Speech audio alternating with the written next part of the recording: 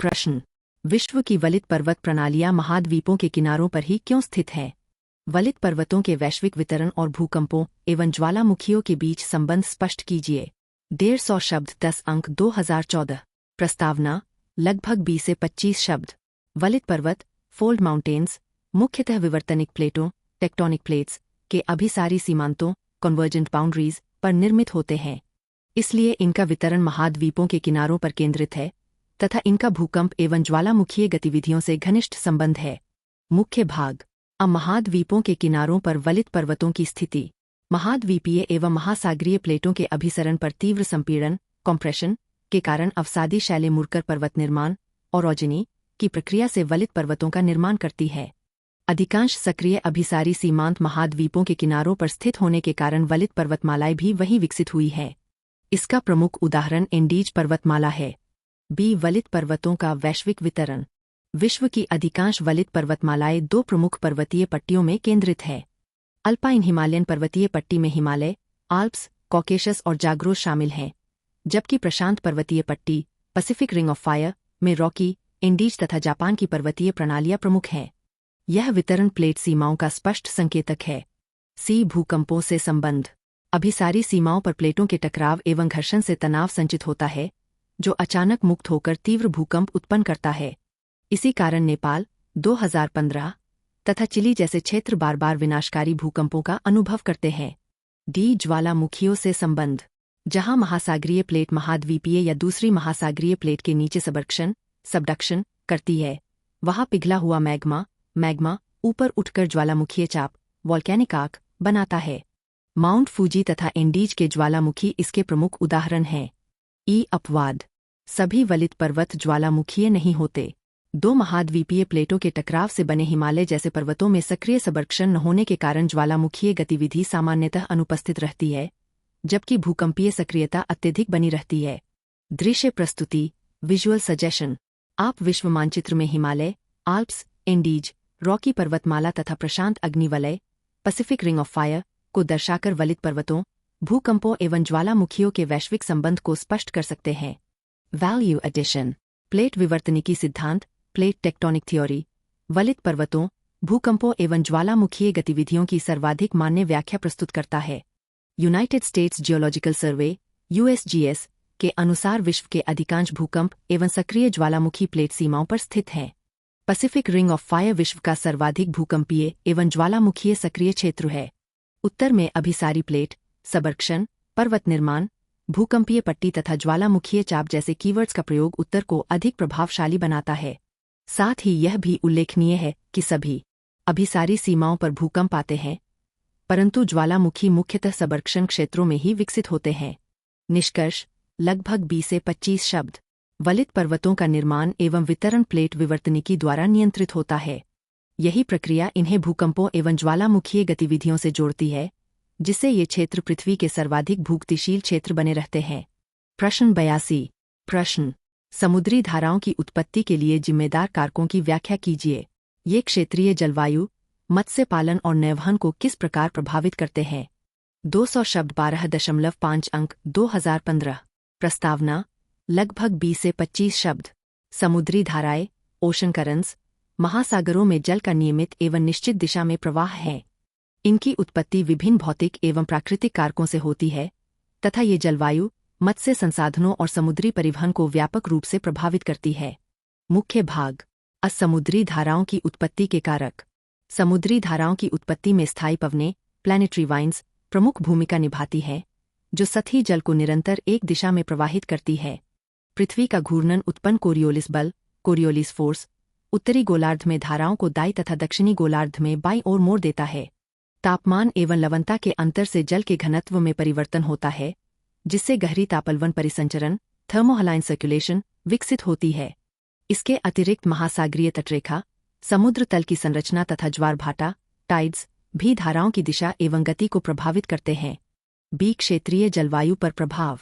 गर्म धाराएं तटीय क्षेत्रों का तापमान एवं आर्द्रता बढ़ाकर वर्षा को प्रोत्साहित करती है, जबकि ठंडी धाराएं तापमान घटाकर शुष्क परिस्थितियां तथा कोहरे की स्थिति उत्पन्न करती है।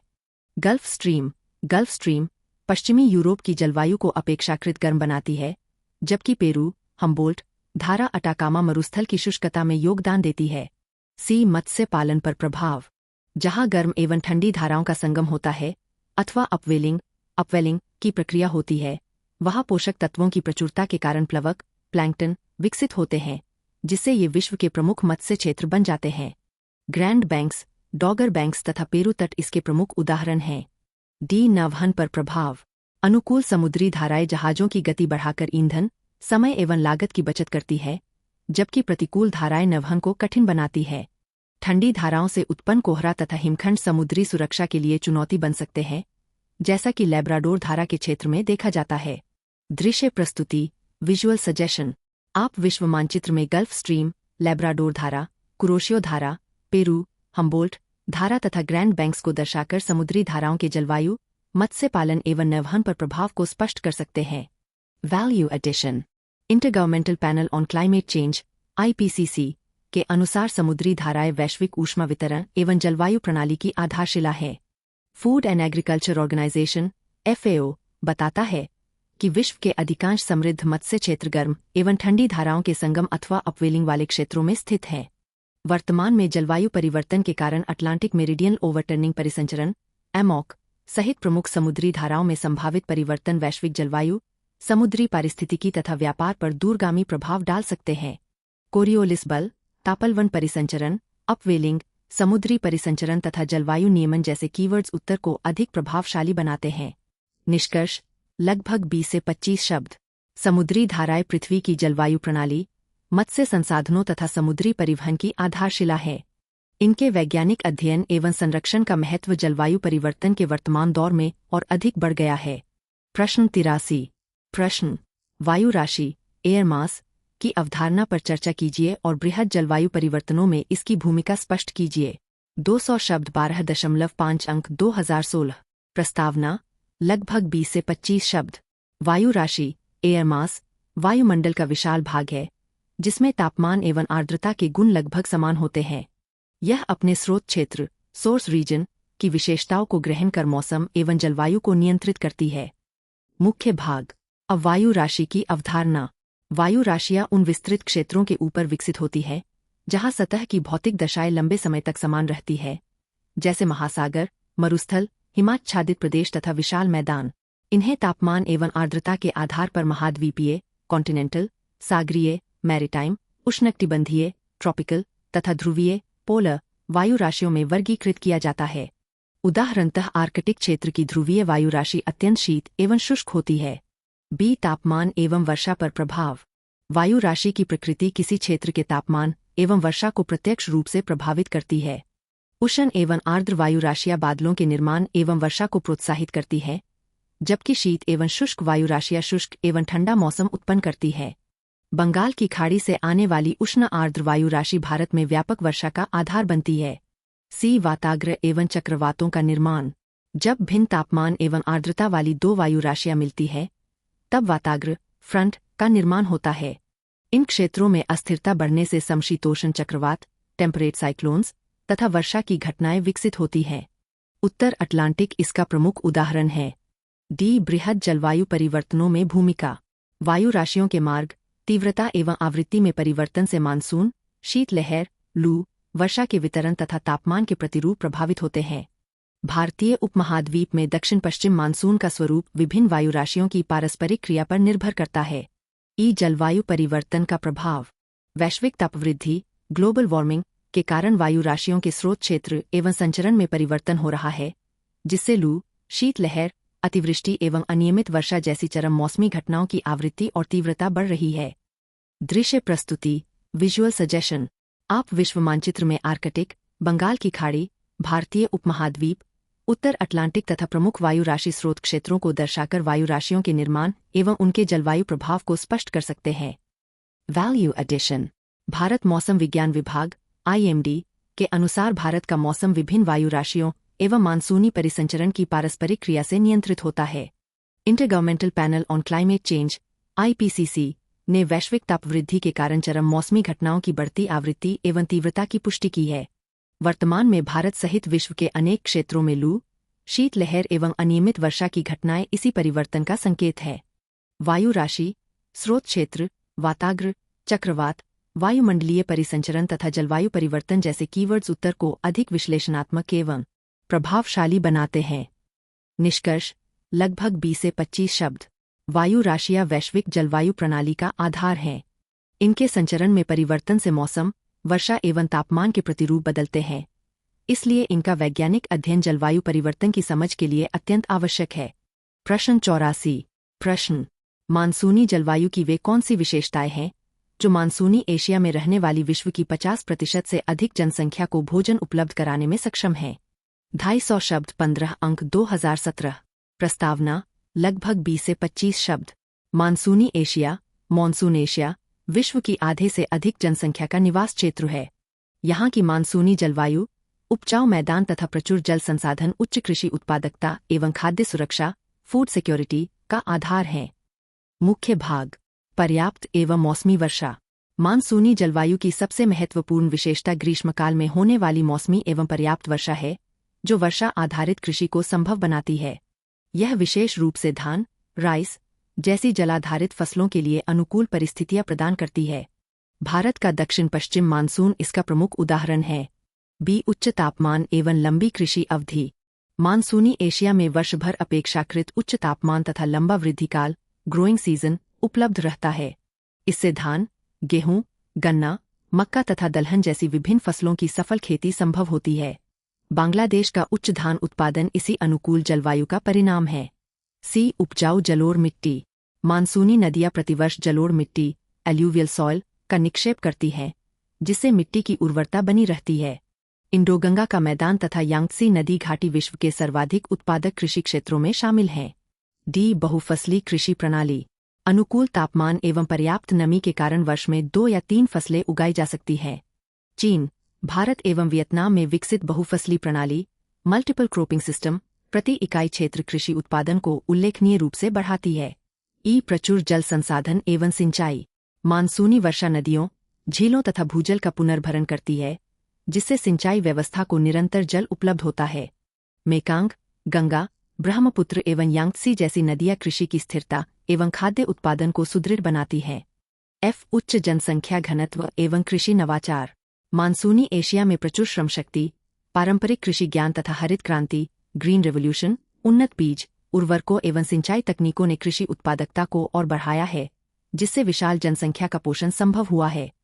दृश्य प्रस्तुति विजुअल सजेशन। आप एशिया के मानचित्र में भारत, चीन, बांग्लादेश, इंडोगंगा का मैदान, मेकांग नदी तथा मानसूनी एशिया क्षेत्र को दर्शाकर खाद्य उत्पादन एवं मानसूनी जलवायु के संबंध को स्पष्ट कर सकते हैं। Value addition. Food and agriculture organisation FAO के अनुसार मानसूनी एशिया विश्व का सर्वाधिक धान उत्पादक क्षेत्र है। Intergovernmental panel on climate change IPCC ने चेतावनी दी है कि जलवायु परिवर्तन के कारण मानसून की अनिश्चितता खाद्य सुरक्षा के लिए चुनौती बन सकती है। भारत में प्रधानमंत्री कृषि सिंचाई योजना PMKSY, जलवायु स्मार्ट कृषि, क्लाइमेट स्मार्ट एग्रीकल्चर तथा सूक्ष्म सिंचाई जैसी पहले कृषि की उत्पादकता एवं स्थिरता को बढ़ा रही है।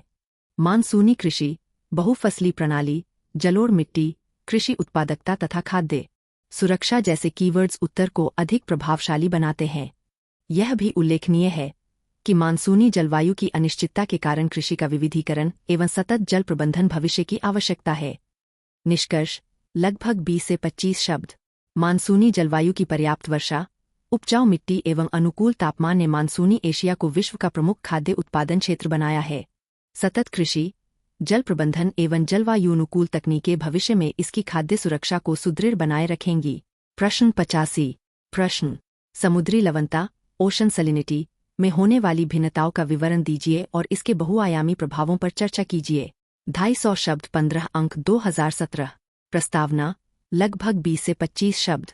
समुद्री लवणता ओशन सैलिनिटी समुद्री जल में घुले हुए लवणों की मात्रा है, जिसे सामान्यतः प्रति हजार में व्यक्त किया जाता है। इसमें क्षेत्रीय भिन्नताएं प्राकृतिक एवं जलवायवीय कारकों के कारण उत्पन्न होती है तथा यह महासागरीय प्रक्रियाओं एवं मानव जीवन को व्यापक रूप से प्रभावित करती है। मुख्य भाग: समुद्री लवणता में भिन्नताओं के कारण। समुद्री लवणता का वितरण मुख्यतः वाष्पीकरण, इवैपोरेशन, वर्षा, प्रिसिपिटेशन, नदियों द्वारा मीठे जल की आपूर्ति, हिमनदों के पिघलने तथा समुद्री धाराओं से प्रभावित होता है। जहां वाष्पीकरण अधिक एवं वर्षा कम होती है, वहाँ लवणता बढ़ जाती है, जबकि अधिक वर्षा अथवा नदी जल के प्रवाह से लवणता घट जाती है। लाल सागर एवं भूमध्य सागर उच्च लवणता, जबकि बंगाल की खाड़ी एवं बाल्टिक सागर निम्न लवणता के उदाहरण हैं। बी महासागरीय परिसंचरण पर प्रभाव। लवणता जल के घनत्व डेंसिटी को प्रभावित करती है। अधिक लवणीय जल भारी होकर नीचे डूबता है, जिससे तापलवन परिसंचरण थर्मोहलाइन सर्कुलेशन विकसित होता है।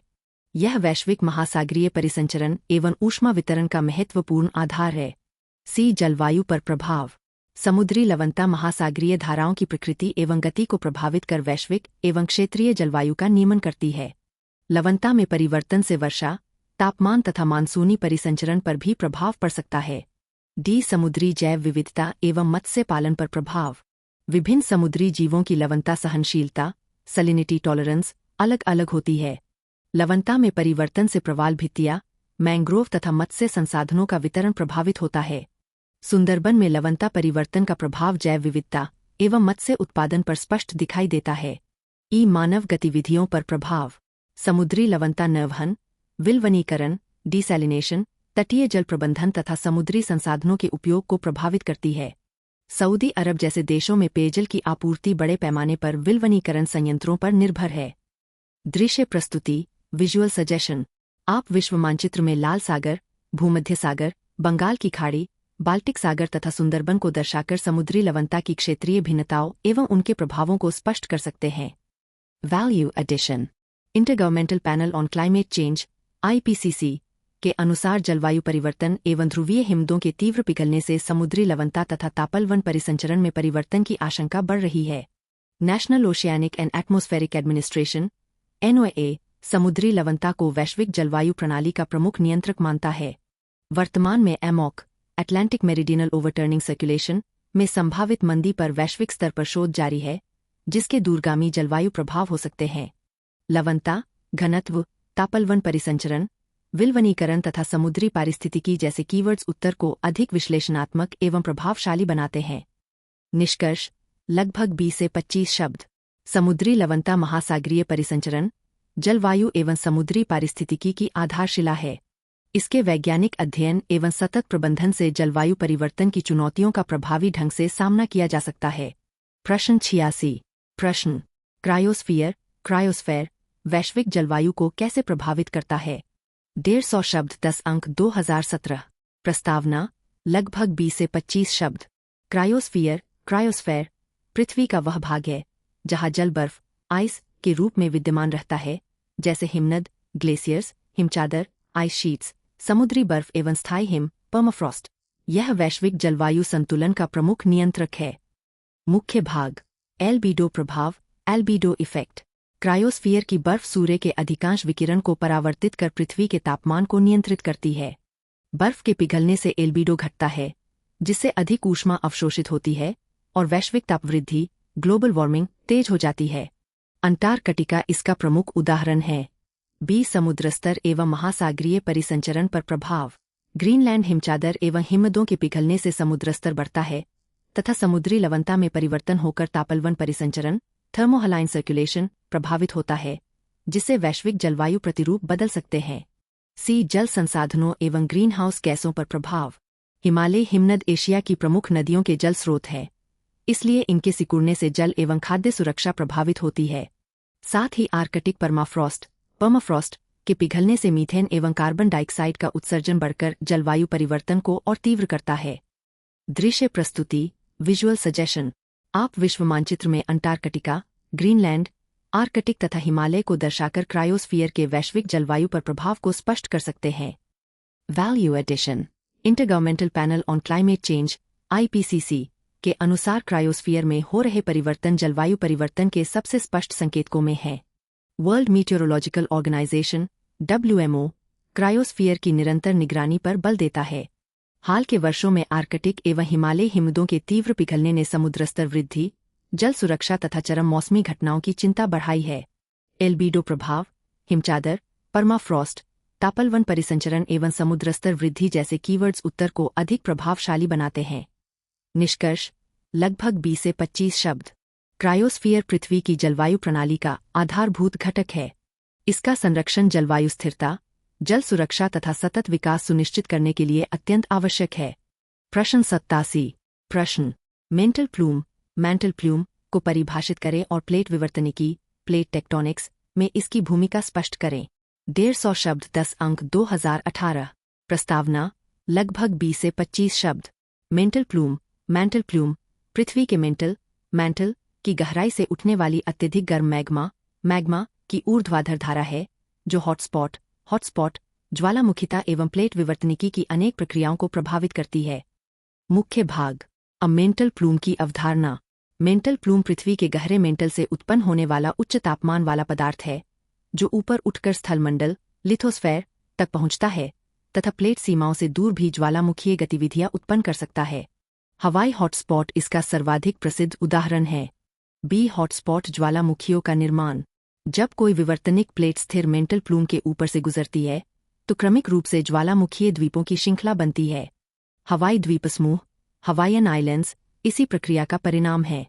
सी प्लेट विवर्तनिकी में भूमिका। मेंटल प्लूम प्लेटों को ऊपर उठाकर विशाल आग्नेय प्रांत लार्ज इग्नियस प्रोविंसेस स्लिप्स तथा व्यापक लावा प्रवाह का निर्माण करता है। भारत का डेक्कन ट्रैप्स इसका प्रमुख उदाहरण है जिसका संबंध रियूनियन हॉटस्पॉट से माना जाता है। डी महाद्वीपीय विखंडन एवं भूवैज्ञानिक महत्व। मेंटल प्लूम स्थलमंडल को कमजोर कर रिफ्टिंग एवं महाद्वीपीय विखंडन को बढ़ावा देता है। पूर्वी अफ्रीकी रिफ्ट तथा आइसलैंड इस प्रक्रिया के महत्वपूर्ण उदाहरण हैं जहां ज्वालामुखिता एवं नई भूआकृतियों का विकास निरंतर जारी है।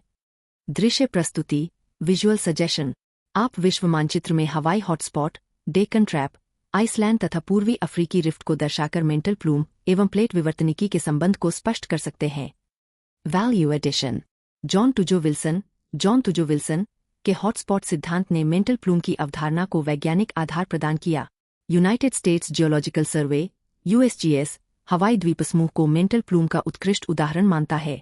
आधुनिक भूकंपीय टोमोग्राफी साइस्मिक टोमोग्राफी के माध्यम से मेंटल प्लूम के अध्ययन ने पृथ्वी की आंतरिक संरचना एवं ज्वालामुखीय जोखिमों की समझ को और सुदृढ़ किया है। हॉटस्पॉट रिफ्टिंग विशाल आग्नेय प्रांत ज्वालामुखिता तथा प्लेट विवर्तनिकी जैसे कीवर्ड्स उत्तर को अधिक प्रभावशाली बनाते हैं। यह सिद्धांत विशेष रूप से प्लेटों के मध्य स्थित ज्वालामुखियों की व्याख्या में उपयोगी है। निष्कर्ष लगभग 20 से 25 शब्द। मेंटल प्लूम पृथ्वी की आंतरिक ऊष्मा को सतह तक पहुंचाने का महत्वपूर्ण माध्यम है। यह ज्वालामुखिता महाद्वीपीय विखंडन तथा प्लेट विवर्तनिकी की अनेक प्रक्रियाओं को समझने में महत्वपूर्ण भूमिका निभाता है। प्रश्न 88।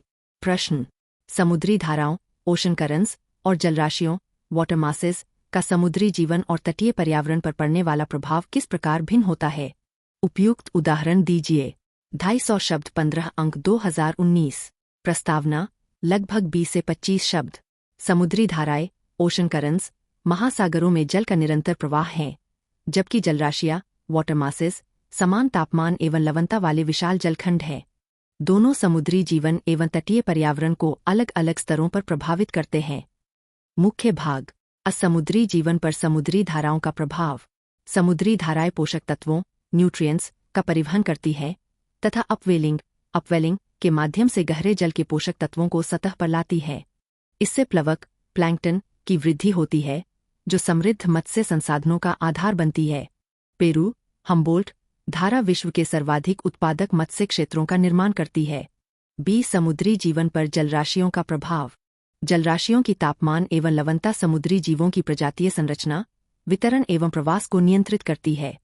शीत जलराशियां कॉड जैसी शीतप्रिय प्रजातियों के लिए उपयुक्त होती है जबकि उष्ण जलराशियां प्रवाल भित्तियों एवं उष्णकटिबंधीय जैव विविधता को समर्थन देती है।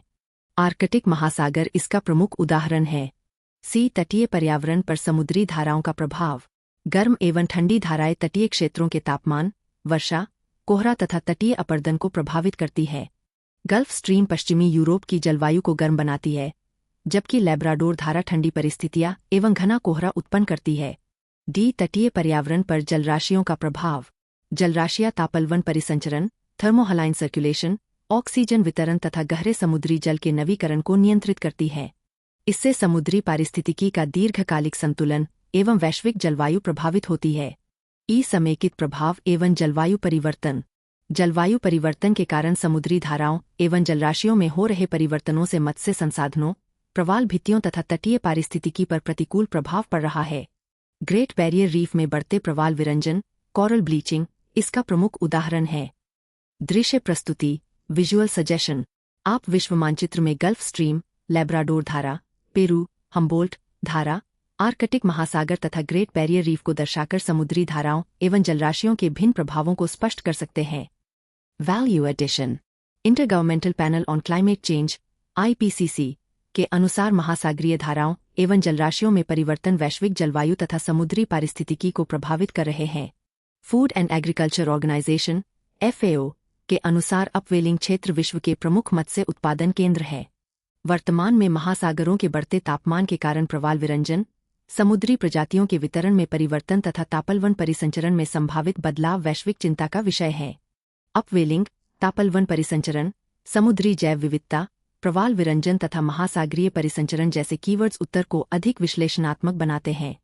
समुद्री धाराएं मुख्यतः अल्पकालिक एवं क्षेत्रीय प्रभाव डालती है, जबकि जलराशियां दीर्घकालिक वैश्विक महासागरीय परिसंचरण एवं जलवायु का आधार होती है। निष्कर्ष, लगभग 20 से 25 शब्द। समुद्री धाराएं एवं जलराशियां महासागरीय पारिस्थितिकी के पूरक घटक है। इनका संतुलन समुद्री जैव विविधता, तटीय पर्यावरण तथा वैश्विक जलवायु स्थिरता बनाए रखने के लिए अत्यंत आवश्यक है। प्रश्न 89। प्रश्न, प्रशांत महासागर के परिक्षेत्र पैसिफिक रिम की भूभौतिकीय विशेषताओं पर चर्चा कीजिए। 150 शब्द 10 अंक 2020। प्रस्तावना, लगभग 20 से 25 शब्द। प्रशांत महासागर का परिक्षेत्र पैसिफिक रिम विश्व का सर्वाधिक भूगतिशील, जियोडायनामिकली एक्टिव क्षेत्र है, जहां प्लेट विवर्तनिकी प्लेट टेक्टोनिक्स के कारण भूकंप, ज्वालामुखी, महासागरीय गर्त एवं द्वीपचापों का व्यापक विकास हुआ है। मुख्य भाग, अप्रशांत अग्नि वलय रिंग ऑफ फायर। प्रशांत महासागर के चारों ओर फैला प्रशांत अग्नि वलय पैसिफिक रिंग ऑफ फायर विश्व के अधिकांश सक्रिय ज्वालामुखियों एवं भूकंपों का केंद्र है। यह क्षेत्र निरंतर विवर्तनिक गतिविधियों के कारण अत्यधिक सक्रिय बना रहता है। अभिसारी प्लेट सीमाएं एवं पर्वत निर्माण। इस क्षेत्र में महासागरीय एवं महाद्वीपीय प्लेटों के अभिसरण से सबर्क्शन, सबडक्शन, पर्वत निर्माण एवं ज्वालामुखीय गतिविधियां होती है। एंडीज पर्वतमाला इसका प्रमुख उदाहरण है। महासागरीय गर्त एवं द्वीपचाप। सबर्क्शन की प्रक्रिया से मारियाना गर्त, मेरियाना ट्रेंच जैसे विश्व के सबसे गहरे महासागरीय गर्त तथा जापान एवं फिलीपींस जैसे द्वीपचाप आइलैंड आर्क्स विकसित हुए हैं। भूकंप एवं सुनामी। तीव्र विवर्तनिक गतिविधियों के कारण यहाँ शक्तिशाली भूकंप एवं उनसे उत्पन्न सुनामी की घटनाएं सामान्य हैं।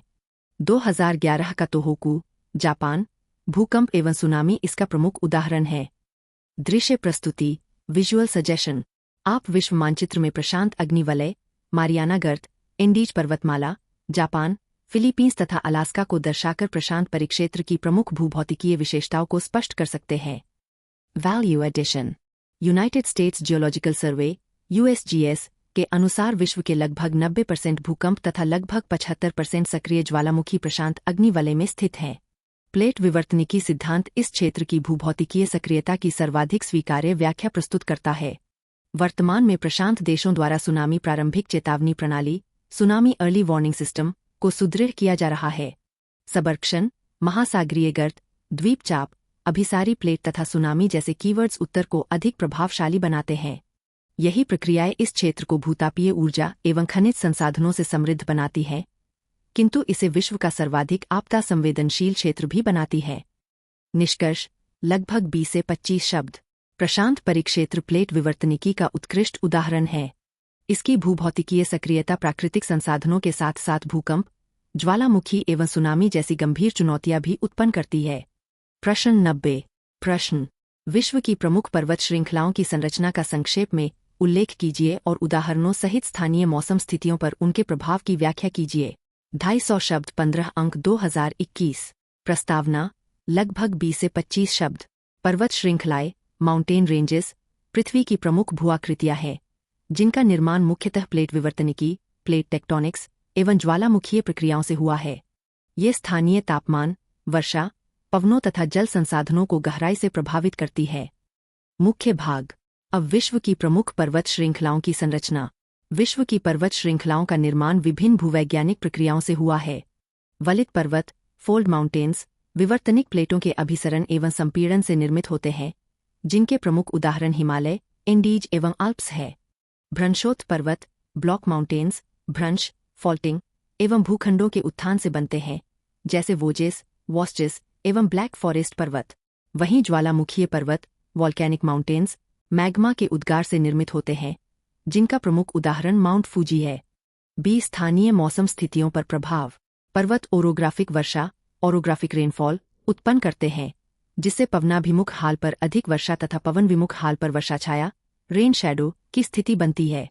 पश्चिमी घाट तथा दक्कन का पठार इसका प्रमुख उदाहरण है। ऊंचाई बढ़ने के साथ तापमान घटता है, जिससे ऊंचाई आधारित जलवायु, एल्टीट्यूडिनल क्लाइमेट विकसित होती है, जैसा कि हिमालय में देखा जाता है। पर्वत शीत एवं गर्म पवनों को अवरुद्ध कर क्षेत्रीय जलवायु को नियंत्रित करते हैं। उदाहरणतः हिमालय मध्य एशिया की शीत हवाओं को भारत में प्रवेश करने से रोकता है। पर्वतीय क्षेत्रों में घाटी समीर, वैली ब्रीज एवं पर्वतीय समीर, माउंटेन ब्रीज जैसी स्थानीय पवनें दैनिक मौसम को प्रभावित करती है।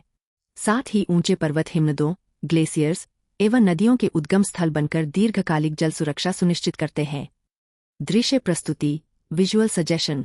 आप विश्व मानचित्र में हिमालय, एंडीज, आल्प्स, रॉकी पर्वतमाला, पश्चिमी घाट तथा माउंट फूजी को दर्शाकर पर्वतों की संरचना एवं स्थानीय मौसम पर उनके प्रभाव को स्पष्ट कर सकते हैं। Value addition. प्लेट विवर्तनिकी सिद्धांत विश्व की अधिकांश पर्वत श्रृंखलाओं की उत्पत्ति की वैज्ञानिक व्याख्या करता है। वर्ल्ड मीटियोरोलॉजिकल ऑर्गेनाइजेशन (WMO) के अनुसार पर्वतीय क्षेत्र वैश्विक जलवायु एवं मीठे जल के प्रमुख नियामक हैं। वर्तमान में जलवायु परिवर्तन के कारण हिमालय एवं आल्प्स जैसे क्षेत्रों में हिमनदों के तीव्र पिघलने, अनियमित वर्षा तथा चरम मौसमी घटनाओं में वृद्धि देखी जा रही है। ओरोग्राफिक वर्षा, वर्षा छाया प्रभाव, ऊंचाई आधारित जलवायु, घाटी समीर, पर्वतीय समीर तथा हिमनद जैसे कीवर्ड्स उत्तर को अधिक विश्लेषणात्मक बनाते हैं। पर्वत केवल मौसम ही नहीं, बल्कि जल सुरक्षा, जैव विविधता, कृषि एवं मानव बसावट के स्वरूप को भी निर्धारित करते हैं। निष्कर्ष, लगभग 20 से 25 शब्द। पर्वत श्रृंखलाएं पृथ्वी की जलवायु प्रणाली की महत्वपूर्ण नियंत्रक है। इनका संरक्षण जल सुरक्षा, पारिस्थितिक संतुलन एवं सतत विकास सुनिश्चित करने के लिए अत्यंत आवश्यक है। प्रश्न 91। प्रश्न: भारत को उपमहाद्वीप, सबकॉन्टिनेंट क्यों माना जाता है? अपने उत्तर को विस्तार पूर्वक समझाइए। 150 शब्द 10 अंक 2021। प्रस्तावना: लगभग 20 से 25 शब्द। उपमहाद्वीप, सबकॉन्टिनेंट वह विशाल भौगोलिक क्षेत्र है जिसकी प्राकृतिक सीमाएं, विशिष्ट भूआकृति, जलवायु एवं सांस्कृतिक पहचान उसे अपने महाद्वीप के भीतर एक पृथक इकाई का स्वरूप प्रदान करती है। भारत इन सभी विशेषताओं से युक्त है। मुख्य भाग: प्राकृतिक सीमाएं। भारत उत्तर में हिमालय तथा दक्षिण, पश्चिम एवं पूर्व में क्रमशः हिंद महासागर, अरब सागर एवं बंगाल की खाड़ी से घिरा है। ये प्राकृतिक सीमाएं इसे शेष एशिया से स्पष्ट रूप से पृथक पहचान प्रदान करती है। विशाल भौगोलिक विस्तार एवं विविधता। भारत का विशाल क्षेत्रफल तथा हिमालय, उत्तरी जलोढ़ मैदान, दक्कन का पठार, थार मरुस्थल, तटीय मैदान एवं द्वीप समूह जैसी विविध भौतिक संरचनाएं इसे एक विशिष्ट भौगोलिक इकाई बनाती है। स्वतंत्र भूवैज्ञानिक एवं जलवायवीय पहचान। भारतीय प्लेट, इंडियन प्लेट की स्वतंत्र विवर्तनिक गति से हिमालय का निर्माण हुआ। साथ ही दक्षिण पश्चिम मानसून, साउथ वेस्ट मानसून पर आधारित विशिष्ट मानसूनी जलवायु भारत की कृषि, अर्थव्यवस्था एवं जीवन शैली को अलग स्वरूप प्रदान करती है। सांस्कृतिक एवं ऐतिहासिक विशिष्टता। भारत की प्राचीन सिंधु घाटी सभ्यता, भाषाई, धार्मिक एवं सांस्कृतिक विविधता तथा ऐतिहासिक निरंतरता इसे एशिया के भीतर एक विशिष्ट सभ्यतागत एवं भौगोलिक इकाई के रूप में स्थापित करती है। दृश्य प्रस्तुति, विजुअल सजेशन। आप भारत के मानचित्र में हिमालय, हिंद महासागर, अरब सागर, बंगाल की खाड़ी, दक्कन का पठार तथा थार मरुस्थल को दर्शाकर भारत की उपमहाद्वीपीय विशेषताओं को स्पष्ट कर सकते हैं। Value addition.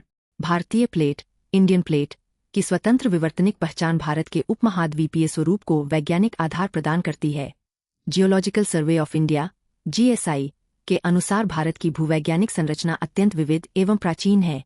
वर्तमान में हिंद महासागर क्षेत्र (इंडियन ओशन रीजन) में भारत की सामरिक स्थिति, Sagar, security and growth for all in the region जैसी पहल तथा इंडो पैसिफिक में इसकी बढ़ती भूमिका इसकी विशिष्ट भौगोलिक पहचान को और सुदृढ़ करती है। उपमहाद्वीप, प्राकृतिक सीमा, भारतीय प्लेट, मानसूनी जलवायु तथा भौगोलिक विविधता जैसे कीवर्ड्स उत्तर को अधिक प्रभावशाली बनाते हैं। भारत को केवल उसके आकार के कारण नहीं, बल्कि उसकी विशिष्ट भौतिक, जलवायवीय एवं सांस्कृतिक विशेषताओं के कारण उपमहाद्वीप कहा जाता है। निष्कर्ष लगभग 20 से 25 शब्द। प्राकृतिक सीमाएं, स्वतंत्र भूवैज्ञानिक विकास, विशिष्ट मानसूनी जलवायु एवं समृद्ध सांस्कृतिक विविधता भारत को एशिया के भीतर एक स्वतंत्र भौगोलिक इकाई अर्थात उपमहाद्वीप का दर्जा प्रदान करती है। प्रश्न 92। प्रश्न क्षोभमंडल ट्रोपोस्फेयर वायुमंडल की एक अत्यंत महत्वपूर्ण परत है जो मौसम संबंधी प्रक्रियाओं को निर्धारित करती है। कैसे? 250 शब्द 15 अंक 2022। प्रस्तावना लगभग 20 से 25 शब्द। क्षोभमंडल ट्रोपोस्फेयर वायुमंडल की सबसे निचली परत है जो ध्रुवों पर लगभग 8 किलोमीटर तथा विषुवत रेखा पर लगभग 18 किलोमीटर तक फैली होती है। वायुमंडल का लगभग 75% द्रव्यमान एवं 99% जलवाष्प इसी में पाया जाता है, इसलिए लगभग सभी मौसमीय घटनाएं यहीं घटित होती है। मुख्य भाग जलवाष्प एवं बादलों की उपस्थिति। क्षोभमंडल में सर्वाधिक जलवाष्प वाटर वेपोर एवं धूलकण उपस्थित होते हैं। जलवाष्प के संघनन कॉन्डेंसेशन से बादलों का निर्माण होता है जो वर्षा की मूल प्रक्रिया है। दक्षिण पश्चिम मानसून के वर्षायुक्त बादल इसी परत में विकसित होते हैं। वर्षा तूफानों एवं चक्रवातों का निर्माण। संवहन कन्वेक्शन वाताग्र फ्रंट्स तथा निम्न दाब प्रणालियों की सक्रियता के कारण वर्षा, आंधी, ओलावृष्टि, गरज चमक एवं उष्णकटिबंधीय चक्रवात ट्रॉपिकल साइक्लोन्स जैसी मौसमीय घटनाएं क्षोभमंडल में ही विकसित होती है। तापमान एवं ऊर्ध्वाधर परिसंचरण। इस परत में ऊंचाई बढ़ने के साथ तापमान औसतन 6.5 डिग्री सेल्सियस प्रति किमी नॉर्मल लैप्स रेट घटता है। इससे ऊर्ध्वाधर वायु परिसंचरण विकसित होता है जो बादल निर्माण एवं वर्षा जैसी प्रक्रियाओं को गति देता है। पवन प्रणाली का विकास। व्यापारिक पवने ट्रेड वाइन्स, पश्चिमी पवने वेस्टर्लीज, स्थानीय पवने तथा मानसूनी पवने मॉनसून वाइन्स मुख्यतः क्षोभमंडल में प्रवाहित होती है और क्षेत्रीय मौसम एवं वर्षा के वितरण को नियंत्रित करती है। मानव जीवन एवं जलवायु पर प्रभाव। कृषि, जल संसाधन, वायु गुणवत्ता, विमानन तथा दैनिक मौसम का सीधा संबंध क्षोभमंडल से है। दिल्ली का शीतकालीन स्मॉग तथा लू हीट वेव जैसी घटनाएं इसी परत की गतिशीलता से जुड़ी है। दृश्य प्रस्तुति विजुअल सजेशन। आप वायुमंडल की परतों का एक सरल आरेख बनाकर क्षोभमंडल, समतापमंडल, मध्यमंडल एवं तापमंडल को दर्शाएं तथा क्षोभमंडल में बादल, वर्षा एवं संवहन धाराएं प्रदर्शित करें जिससे उत्तर अधिक प्रभावशाली बने। Value addition. World meteorological organisation WMO के अनुसार पृथ्वी की लगभग सभी मौसमीय घटनाएं क्षोभमंडल में घटित होती है। भारत मौसम विज्ञान विभाग IMD मौसम पूर्वानुमान के लिए मुख्यतः क्षोभमंडलीय आंकड़ों का उपयोग करता है। IPCC के अनुसार जलवायु परिवर्तन के कारण क्षोभमंडल के तापमान एवं जलवाष्प में वृद्धि से अतिवृष्टि, हीट वेव तथा तीव्र चक्रवात जैसी चरम मौसमीय घटनाएं बढ़ रही है। संवहन, जलवाष्प, लैप्स रेट, वाताग्र, चक्रवात तथा मौसमीय प्रक्रियाएं जैसे कीवर्ड्स उत्तर को अधिक विश्लेषणात्मक बनाते हैं। इसी कारण क्षोभमंडल को पृथ्वी की मौसम प्रयोगशाला वेदर लैबोरेटरी भी कहा जाता है। निष्कर्ष लगभग 20 से 25 शब्द। क्षोभमंडल पृथ्वी के मौसम एवं जलवायु का आधार है। इसकी गतिशील प्रक्रियाएं वर्षा, पवन, तापमान एवं जल चक्र को नियंत्रित कर पृथ्वी पर जीवन एवं सतत विकास को संभव बनाती है। प्रश्न 93। प्रश्न समुद्री धाराओं को प्रभावित करने वाली शक्तियां कौन कौन सी है?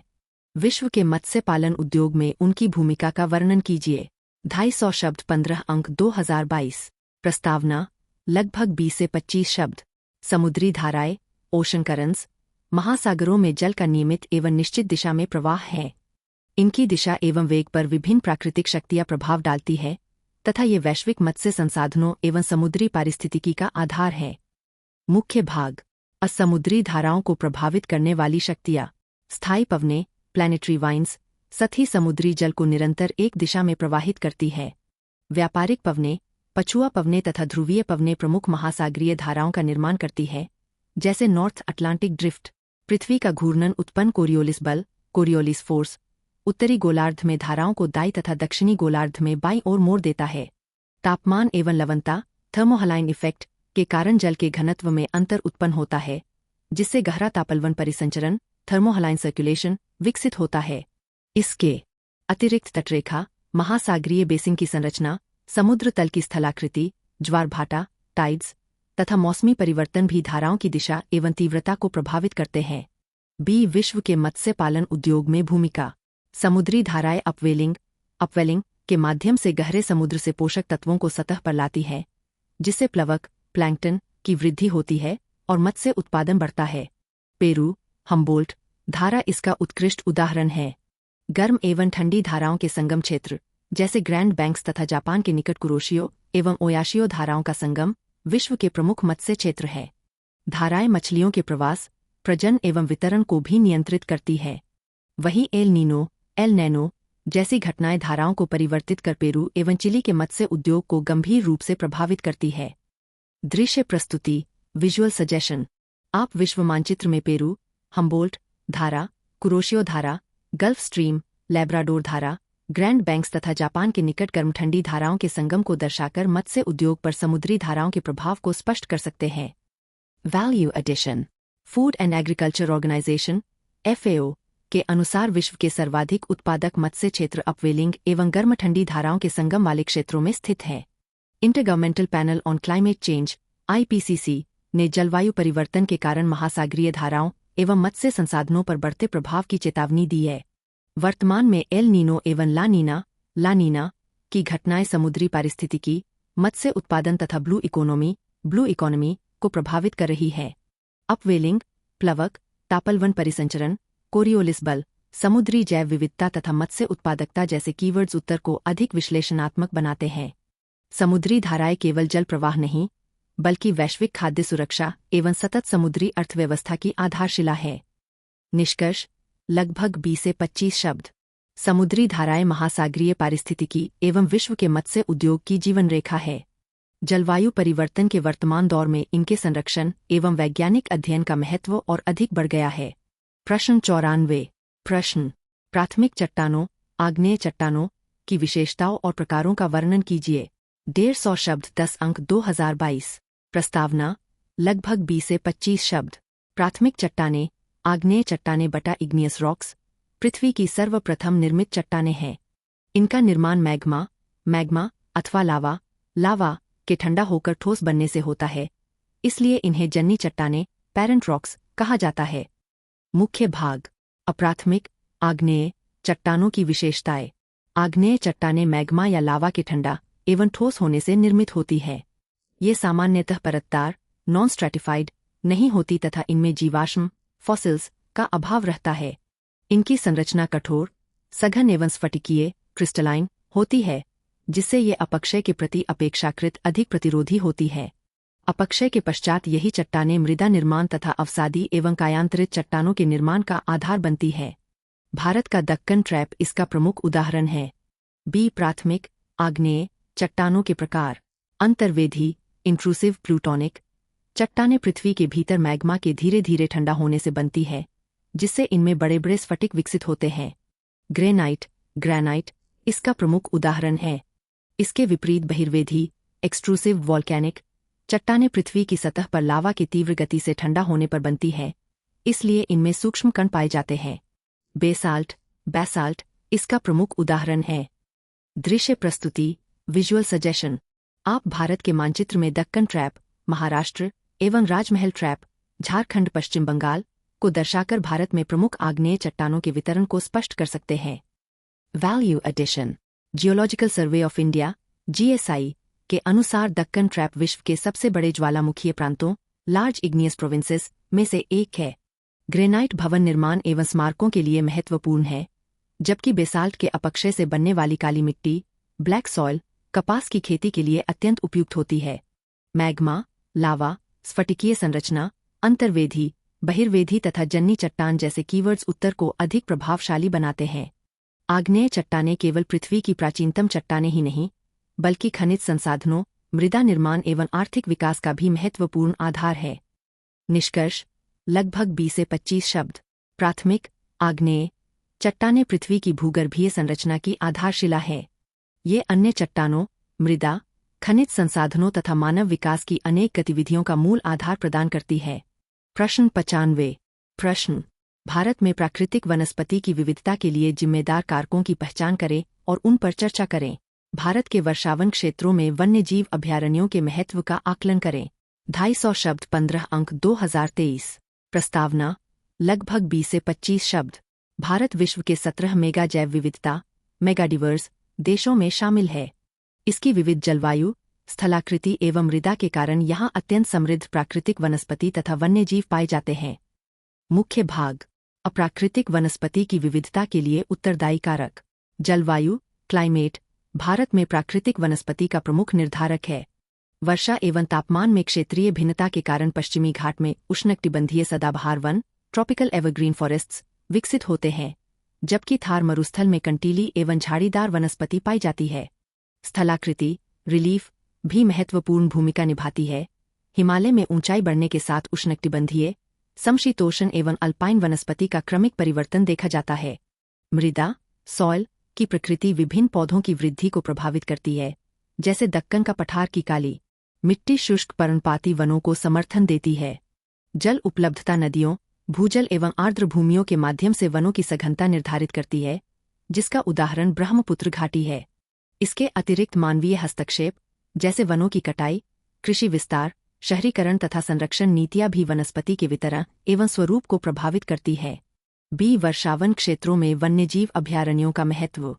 वर्षावन क्षेत्रों के वन्यजीव अभयारण्य, वाइल्ड लाइफ सेंचुरीज एवं राष्ट्रीय उद्यान जैव विविधता तथा संकटग्रस्त प्रजातियों के संरक्षण का आधार है। ये पारिस्थितिकी तंत्र, इकोसिस्टम एवं खाद्य श्रृंखला को संतुलित रखते हैं। कार्बन सिंक के रूप में जलवायु परिवर्तन को कम करने में योगदान देते हैं तथा जलग्रहण क्षेत्रों की रक्षा करते हैं। साथ ही पारिस्थितिकी पर्यटन, इको टूरिज्म, स्थानीय आजीविका, वैज्ञानिक अनुसंधान एवं पर्यावरण शिक्षा को भी बढ़ावा देते हैं। काजीरंगा, साइलेंट वैली एवं नामदाफा इसके प्रमुख उदाहरण हैं। दृश्य प्रस्तुति, विजुअल सजेशन। आप भारत के मानचित्र में पश्चिमी घाट, पूर्वोत्तर भारत, काजीरंगा, साइलेंट वैली, नामदाफा तथा थार मरुस्थल को दर्शाकर प्राकृतिक वनस्पति एवं वर्षावन क्षेत्रों के वितरण को स्पष्ट कर सकते हैं। Value addition. Forest survey of India (FSI) की India state of forest report Bharat में वनावरण एवं जैव विविधता संरक्षण के महत्व को रेखांकित करती है।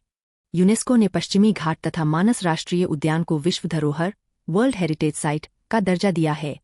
अनुच्छेद 48 राज्य को पर्यावरण संरक्षण तथा अनुच्छेद 51 ग प्रत्येक नागरिक को प्राकृतिक पर्यावरण की रक्षा का दायित्व सौंपता है।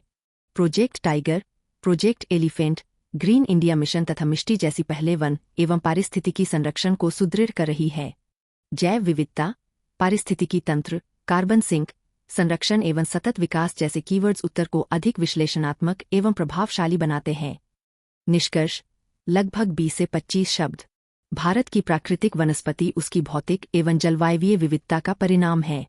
वर्षावन क्षेत्रों के वन्यजीव अभयारण्य जैव विविधता संरक्षण, जलवायु संतुलन एवं सतत विकास सुनिश्चित करने में अत्यंत महत्वपूर्ण भूमिका निभाते हैं। प्रश्न 81।